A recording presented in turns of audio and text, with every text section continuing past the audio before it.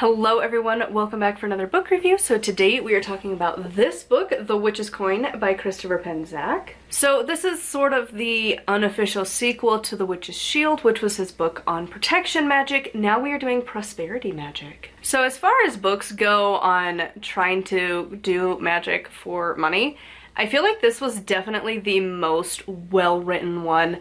I've read a handful of other ones here and there, and the one that's specifically coming to mind is, I'm looking at it on my shelf over there, the Egyptian book of like money magic or something. I can't entirely see the title. They work to some degree, but not 100%. It's a really small title, really far away, but it's something along those lines. And this book I feel like really covered the ideas of going about prosperity and money magic far better than a lot of other books. Even if it's just a section, I feel like this book really covered it a lot better. He takes a much more grounded approach to how to go about this type of magic that I feel like a lot of people don't. And like he really takes his time to explain like the why behind it, not just you shouldn't do it, or if you do, like you need to be careful. Like he really talks about like, well, if your things aren't working, like here's some things about why, and like you need to evaluate like all aspects and like all of these things, and like really like there's some shadowy work stuff in here, and like a lot of like you need to deal with your stuff before you go and try and do these spells because it's gonna fail otherwise. And so naturally, because of that, a lot of this book doesn't rely on you being brand new to the craft. Like you need to have a little bit of experience. Like you don't need to be an expert by any means, but like he's not gonna totally be like, okay, so this is what a witch is, and this is what magic is, and this is how this works, and this and this. He kind of expects you to know that stuff. You're a witch now looking for a specific thing, which is really nice. And again, his exercises are so varied in here. The one that I'm really, really excited about is that he goes through the chakras and has different things for you to do to specifically use that chakra energy and deal with your like money situations and like different exercises that you need to do. Like there's one about like cleaning your house physically and like just go through your crap, get rid of the stuff that you don't need, that you have a lot of excess of. That way you can make room for new to come in. Like there's like a magical philosophy of that, of like if you have, you know, the space, you make the space in your life, new things will be able to come in. And like it was so cool. And he has like shadow work exercises and like all of these different things to do to work towards like having your spells actually manifest well, which I thought was a lot better than just a book on like here's spells to do. Like he tells you like the why you need to do this work before you do it. I also think he covered the topic really well of keeping it balanced and like not having too many promises, but also not being like, basically just don't do it. Like he takes a very grounded approach to it of you need to be realistic. Like you can't do a money spell, classic example, and you know you want to have a job, but then you never put your resume out, you never apply to anywhere, and you sit at home. Like the odds of you getting a job is pretty slim. Same thing applies to any kind of prosperity work. Like you still have to do the mundane things. And he actually has a section that talks about like some mundane stuff that he's like, hey, this is like quick and easy of like some basics on finances, because like you need to be aware of that stuff. And like a little bit of it does feel dated, especially given the past couple of years of like use cash, because like some places still don't love to accept cash. And like my anxiety doesn't love cash because then I like stress and worry a lot. I don't know why. Like it doesn't, like it's the same amount of money I'd be spending on my card, but like my card's just easier to go fling.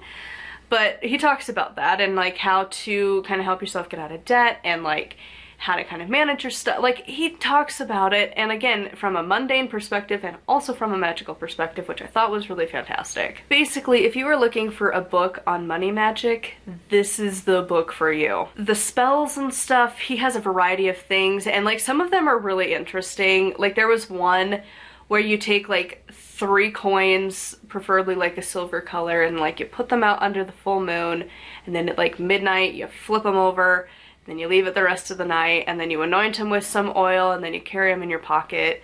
Or you get like, I don't know, like a roll of dimes, and then you bless them, and then you use them. you go out and you buy stuff and you leave them different places and whatever, and then you spread the abundance so the abundance can come back to you.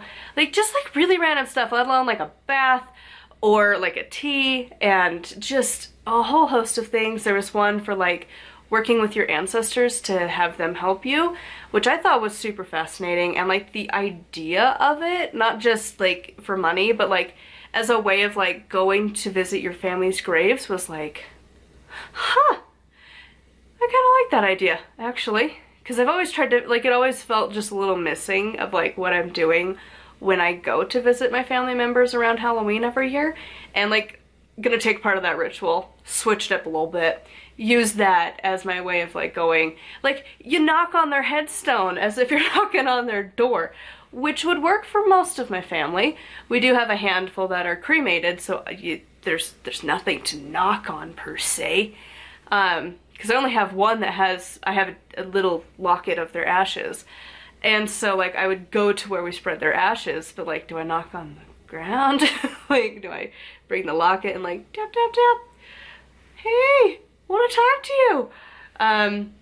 Or, because I, like that particular person, I have their car, like I have their truck. So like I just like knock on my now vehicle and be like, hey, but you know, but for the most part, like that was kind of an interesting idea. Like I could just picture like going up to my grandma's grave and just being like, knock, knock, knock, hey, here to tell you about what I've been doing for the past year, because that's about the only time I get up here is once a year.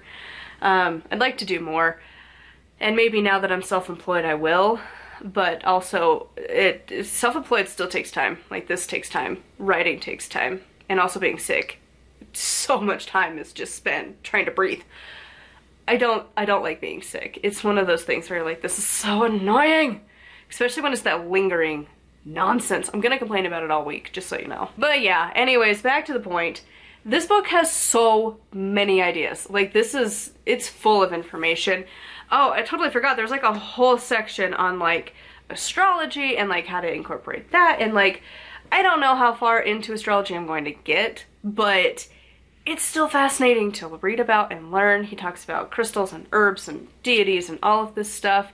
And I do have a few points that are really interesting that I'll have in the Patreon discussion about like your deities asking favors and like how we play a role in the Wheel of the Year, and like all of this stuff was just like there was a lot of just random information that was really cool in this book, and comparing money magic to like protection and healing and stuff. Like there's some really fantastic stuff, so do make sure to check out the Patreon post that'll be coming after this. It's usually posted around the same time.